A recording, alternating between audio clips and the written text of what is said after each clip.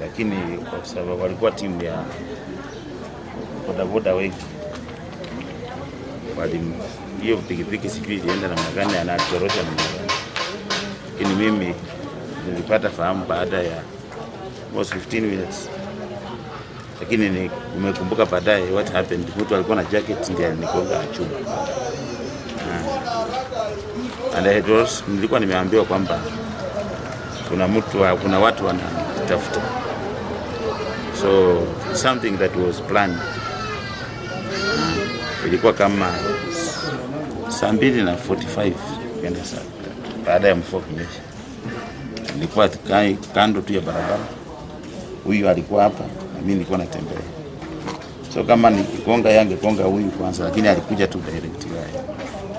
Sasa mwenye pikipiki alikuwa na hepa, lakini watu wale walikuwa walipata kumpiga kidogo. So process ikaletwa na gari ya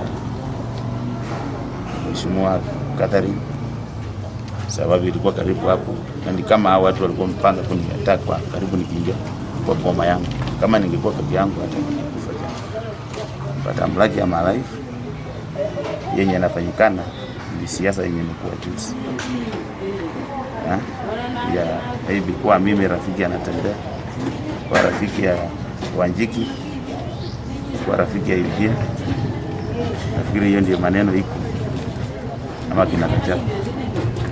But currently nilikuwa admitted hapa jana. I'm still in the hospital. Nilikuwa naenda scanning, kichwa inaniuma, nene inaniuma.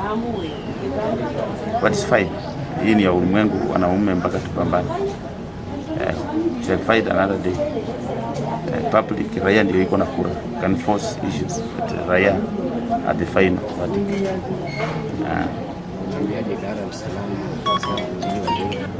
Hapa usalama iko sawa, hakuna kama mambo. Hii ilikuwa planned. Maskari wengi wako sawa, OCS wako sawa. Hii ni wakora walikuwa hapa. There is a politician who was here, who was dishing money in the morning. Na alikuwa anagawa pesa wakilenga mambo yangu yote, mimi wale tunapinga. Anajulikana alikuwa hapa.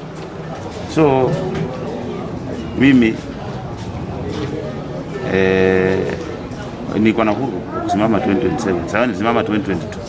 Na mwenye nisimama naye hakunifanyia bila nafanya. So kama uko na wasiwasi na mimi, sawa, raia wataamua.